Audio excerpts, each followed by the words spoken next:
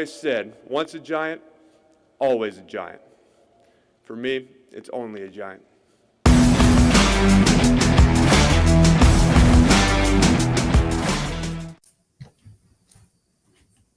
Giants fans, thanks so much for joining me for another episode of Only a Giant. We're here to talk about the Washington Commanders New York Giants football game where the Commanders won 21-18 on a game-winning field goal. Obviously, some good, but a lot of bad. And that's kind of why we're here, I think.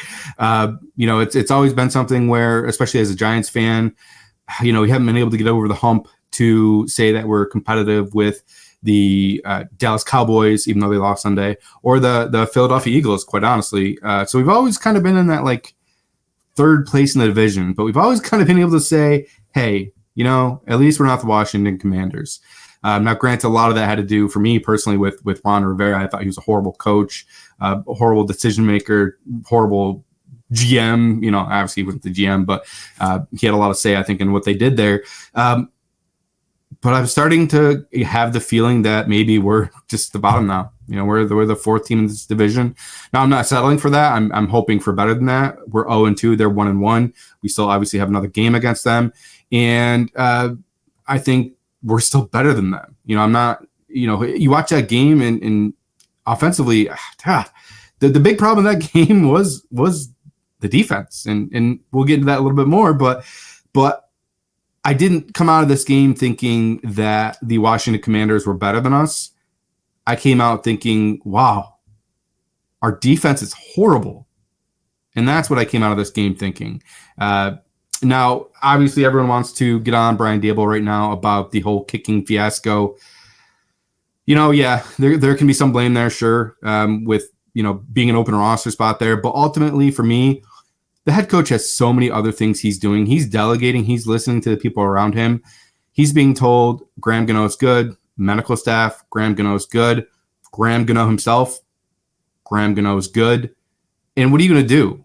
Are you going to bring up a potentially have to pay, a game check for a practice squad guy who's on the international pathway program who probably doesn't count for your cap right now? What is signing that international pathway guy to the active roster do? And I genuinely don't know. Does that make him exempt from that? I don't know. But that would be some question I would kind of be curious to find out. But end of the day, he's told Graham Gano is good by the staff, by the medical staff, by Graham Gano himself. I have no issue with not bringing up another kicker. Quite honestly, I have no issue with that at all. Now, what other issues do I have? The big issue that I do have with that is Graham Gano himself. Why are you chasing down a kick return where you have no chance to make a play? I rewatched it a couple times. He's hustling and bustling trying to get down there, but he has no chance. What are you doing? Why are you even trying that? Love the effort. I know that you're an NFL player and you want to contribute and be a part of this team and you don't want to be the guy that's not making an effort. And I completely understand that. But at the same time, man, you're kind of a little lame. We need you to kick the ball. Those are the issues I have. And maybe the other issue I could say, and this is why I could do kind of partially put a little bit of this on Brian Daboll. If he's hurting, you're being told he's fine, let Jamie Gillian kick the ball off. What is that really going to cost you? I don't think that's going to cost you anything. I think a punter can be a kickoff specialist just as easily as a kicker. So that's probably my only real beef I have with Brian Daboll on that. So let's jump into the Giants offense, guys. Daniel Jones, 16 of 28 for 178 yards, 2 touchdowns. And the big thing, no interceptions. He didn't put the ball in harm's way a lot. I think he actually played pretty well. I'll be curious to see what turnover-worthy play percentage that he may have had on that, but I haven't seen that information yet. Devin Singletary rushed for 16 times, 95 yards with a 5.9 average and 1 touchdown. And Daniel Jones also pitched in for 5 carries for 32 yards. Let's start with Daniel Jones. And obviously, I guess the big story would be the 18 targets to Malik Nabers. Obviously, he was part of this game plan from the very beginning, and you kind of expect that with a top 6 pick and a guy as talented as him. So I love that we got him the ball. Even that little slant, I think there was at one point, I think it was was it a 3rd or 4th down play? Daniel Jones had to back up just a little bit to kind of buy a little time and then hit him right in stride with a slant across the field. And I think he gained like 20 or 30 yards. That was something I was kind of calling for. Like, man, get this guy a slant. Like, why do we not have any slants going to this guy yet? And sure enough, we hit it, and it was a big time play. Offensively, otherwise, other than Malik Nabers here, Darius Slayton pitched in 3 catches for 31 yards. Wandell, 2 for 18 with a touchdown. Devin Singletary, 1 catch. Really didn't do much with it. So, offensively, we scored 3 touchdowns. That's the good, and that is a good thing. I looked with a Daniel Jones-led offense since 2022. We've only had 5 games total where we put up 3 offensive touchdowns, not including any pick sixes or anything kind of weird with that. So it's good to see us put up some points. Yeah, it only led to 18 points. That was partially due to the kicker. But the other big part of that, quite honestly, was the fact that the Washington Commanders dominated the time of possession with this game. They had the ball for 37 minutes and 32 seconds to our 22-28. That is absurd. Crazy. That's a crazy number right there to have to deal with, quite honestly. Offensively, we'll kind of stick in that for just another moment here. Passing game, effective for what it was. Obviously, there wasn't a lot of downfield strikes. I think the really only big inaccuracies that Daniel Jones had, I think there was 4 deep balls that he threw up, mainly to Malik Nabers. And yeah, they didn't connect. Yeah, they looked a little deep. There could be a couple different things that factor in that. Obviously, the accuracy maybe just wasn't there as well, or the timing. But at least they did it to tell the Commanders that, hey, you do still need to respect this, even if it's something where maybe we're not going to connect. But the passing game was effective for the time that they had the ball. I think they had 7 possessions. They scored on 3 of them. The running game was effective. Obviously, we just talked about that. The offensive line for me, probably offensively, other than Daniel Jones and Malik Nabers, was the biggest positive. Now, their edge rushers aren't that great. Obviously, they have a lot of interior pressure with Allen and Deron Payne. But Andrew Thomas, 1 pressure and gave up the only sack. John Runyon, 0 pressures. JMS, 2 pressures. Van Roten, 2 pressures. And Jermaine Illuminaire, 2 pressures. So offensive line held up really well. Now, not the greatest test either. This isn't the Washington Commanders from years of old where their defensive line dominated. Now, yes, they still had 2 big guys with Jonathan Allen and Deron Payne, and we ran right at them, which to me was actually unexpected, not something I did not expect. But we did a really good job running the ball and kind of pushing them around offensively, which was something really cool to see, quite honestly, especially when you take in a run game that was not great last week and you're averaging 5.9 yards a carry. Probably tells me that maybe we need to run the ball a little bit more, quite honestly. Now, a little tough to do when you have 7 possessions with that. And then you throw in a turnover with Devin Singletary, which I'm sure that he would love to have back. That may be the reason we lost this game, quite honestly, or at least one of the big reasons. But the offense itself wasn't the issue in this game. And this is where I guess we will pivot. Defense. I'm tired of this bend, don't break crap. Remember this with like Tim Lewis, I think his name was, our defensive coordinator back with, I believe, Jim Fossil. Perry Fewell, bend, don't break defense. It's good in the grand scheme of things, but when you allow the Washington Commanders to score on every single possession, even if they're field goals, that's not going to fly in the NFL. A better offensive team is going to score touchdowns. They shot themselves in the foot so many times that, like, that's not normal. That's not going to happen, guys. Do you know what I mean? Like that's a big issue. And I think Kayvon played okay. Yes, we didn't have the sacks from the traditional standpoint of Brian Burns or Kayvon Thibodeau, even though they did meet in the middle for one would-be sack that should have counted, and that's the play they called Drew Phillips for holding when horrible call. Really kind of another play that really cost us. But the ball just got out so quick. And the only thing I would maybe say with Brian Burns and Kayvon Thibodeau, with how quickly the ball was getting out, is try to get your hands up a little bit more. Try to get your hands up, try to knock down some passes. I saw none of that yesterday, and that's probably my biggest takeaway from those two. I think they played okay. People are going to bitch and moan about the fact that they didn't have the stats to kind of show it, but I think they played okay. They just need to get their hands up a little bit more. Second level of the defense. Well, actually, let's stick with the linebackers, I guess. Bobby Okereke was flying around. He seemed to play good. Mike McFadden also seemed to play quite well. You need to wrap up Jaden Daniels, man. You need to wrap up Jaden Daniels. We had him for a sack, busted out, gained some positive yardage, kept that drive alive. Frustrating stuff right there. Frustrating. We did have 5 sacks on him with the defense, but the majority of them all came from the secondary. And maybe let's look at the stats right now real quick for the players. So defensively, Pinnock, 8 tackles, 2 sacks. Mike McFadden, 7 tackles with a sack. Drew Phillips, who probably was the star of the defense, 7 tackles with a sack. And then Bobby Okereke, 4 tackles with a sack. Brian Burns, 2 tackles, 1 assisted. Kayvon, 3 tackles, 1 assisted. Obviously, they had some pressures, but nothing really crazy there. And then obviously Dexter Lawrence, kind of a quiet game for him, and you're not used to that with him, especially against the Washington Commanders. Like, that's a team that I feel like he always dominates and plays really well against. So that was kind of an issue there, something that you don't like to see.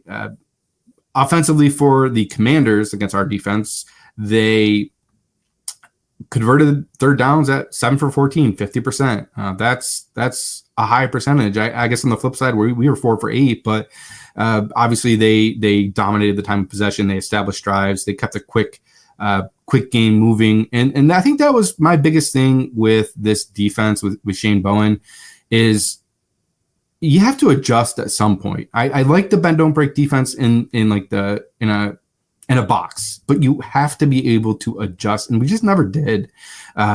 Press the corners, dare Jaden Daniels to throw the ball downfield, and he did have a couple of good throws downfield. So maybe that wouldn't have worked. Maybe that's something that they were nervous about. But at the same time, let's see it. He had a couple of good throws down the sideline or down in the middle, but nothing down the sideline. Our safeties seemed to be playing back a lot. And it was just such a bend, don't break defense. And it was honestly, we probably would not have given up the field goals that we gave up, the 7 field goals that we gave up, if the Commanders didn't shoot themselves in the foot a few times with those offensive false starts or, whatever happened for them. And if that happened, this game might have been a blowout, guys. We may have lost by 2 scores to the Commanders. And that, to me, is probably just kind of inexcusable. Really not good. Defensively, if you want to look at like PFF scores, Mike McFadden was the highest defender at 87.8, Brian Burns 80.2, and Dexter Lawrence 75.3. A little surprising that Drew Phillips wasn't on this, but maybe he's just too much of a risk taker. Maybe they factor in penalties. I don't know exactly how that works, but by far to me, he was the best player on the field on the defense yesterday. Better than Dexter Lawrence, better than Pinnock, better than Micah McFadden. Guy was shooting all over the place. Where would we have been in this game without him? If we had Cordell Flott starting in the slot, this game would have easily been a blowout, I think. There were so many times that he broke into the backfield and had tackle for losses on Terry McLaurin, on De'Ami Brown, I believe he had one, on some backs. I mean, this guy just shot out of the cannon at any spot that he could be. Now, the tough thing for him is that big penalty that he had, and I don't blame him for that penalty. Once again, that was not a penalty. The back judge called it. He should not have called that penalty. That's not his spot to be calling. Kind of a choke job there. I think that was horrible officiating. But by far, Drew Phillips was the star of the defensive side of the ball. So that's a little bit about the offense. That's a little bit about the defense. I mean, I'm not here to beat a dead horse. I'm not here to talk about something that everyone at this point is probably talking about. But this means something. Brian Daboll slammed his headset down after the game. He was visibly frustrated with the performance, and there were a couple of things that could have broke our way that maybe would have flipped this to a win. And obviously the kicker situation's big. I just saw that Graham Gano is going to be out for a few weeks, and we're probably going to have some kicker competitions here. Some kickers come in and compete with Jude McAtamey. I think that's how you pronounce his name. Would be kind of cool to see him come up, but This is concerning. Ultimately, it's nice to see that Daniel Jones played better. Kind of a game manager a little bit, get the ball to Malik and let Malik do the work. I don't hate that. I think at the end of the day, most Giants fans can sit here and say confidently that Daniel Jones is probably not our quarterback next year. So, really at this point, it's just kind of getting through the season, see what happens, see, if any free agents shake loose or someone comes available via trade. Do we draft somebody next year? And obviously I'm still watching that closely. There are some quarterbacks I like in this draft. Kyle McCord, my guy. And then obviously you have the next draft after that where you have that Raiola guy from Nebraska. You have Arch Manning from Texas. Some interesting stuff there. And I at this point, I don't see Brian Daboll at this current pace making it past this year, probably. So what does that mean? What are we going to do the rest of this year here? Are we going to turn it around? You guys remember the I think it was the 2007 Super Bowl season where we started 0-2. Then we almost lost to the Washington Redskins at that time. It was a goal line stop that saved us the game, and then we kind of went on a run. To make the playoffs, 9 wins is feasible. Now, currently with this Giants team, is that feasible in your head? Probably not. I'm still hoping for 7 wins at this point, and that might not be feasible, but we will win some games. We will beat some teams that maybe we weren't expected to beat. The good thing that I can say for that is we do have talent on the defense. This is a new defensive scheme, so we're still kind of getting used to it. We're still trying to figure this out. We're not going to give up 8 yards per carry every game, hopefully. Please. We're on to game 3, guys, and that's against the Cleveland Browns in Cleveland on Sunday. I believe it's a 1:00 game, and you just got to hope that the defense can turn it around. It's weird to say that was kind of the issue this week. Offensive line, I would say, played better than average. Now, competitive wise, maybe this wasn't the best team to judge that on because other than the guys in the middle, it didn't seem like they were putting a lot of pressure on Danny Jones or trying to blitz a lot. I'm not sure. But the offensive line held up. The offensive pass blocking, the offensive run blocking all held up, and we looked pretty good. This is a different beast against the Cleveland Commanders, different beast against the Cleveland Browns. So that defense is legit. Jim Schwartz defense. Going to be a different animal there. That'll be probably the real test for the offensive line for me. Myles Garrett, Jeremiah Owusu-Koramoah. Just in general, it's a really, really good defense. Now their offense struggles a little bit. I'm not going to get into the kind of the highlights with that because at this point, honestly, we're kind of splitting hairs and we're talking about things that I'm not really ready to talk about yet. Still kind of sulking on this Washington game. 0-2 though, guys. It's ugly. It's dirty. Hopefully this is the low of the season. The positives that you want to take out of this, Daniel Jones looked serviceable. Offensive line looked above average, I would say. Not top 10, but above average. Drew Phillips, stud. Malik Neighbors, stud. Bonafide stud. Somebody that had 18 targets and quite honestly could be somebody that will compete for the offensive rookie of the year. We'll see. I think we need to win some games for him to really have a chance at that. But he's going to get 18 targets seems like a lot. I think he's going to get that a game, maybe 15, somewhere around there. This is going to be his first game or his last game over 100 yards. He's going to have, if I had to guess, at least 4 or 5 games over 100 yards this season, maybe more. We'll see. That's all I got for you guys. End of the day here, we're 0-2, 4th in the division. We'll take a little solace in the fact that Dallas lost, but still 4th in the division. We cannot lose to the Commanders again. We'll get on to the Browns, probably talk about the Browns maybe Wednesday, maybe Thursday, if I had to guess. Other than that, guys, let's go Big Blue. Keep your head up too, guys. This isn't the end of the world. 2 games out of the 17-game season. It's tough. It's tough to keep the faith here and not be the wallowing Giants fans that you see everywhere right now. But let's go Big Blue. Keep your head up. Peace, guys.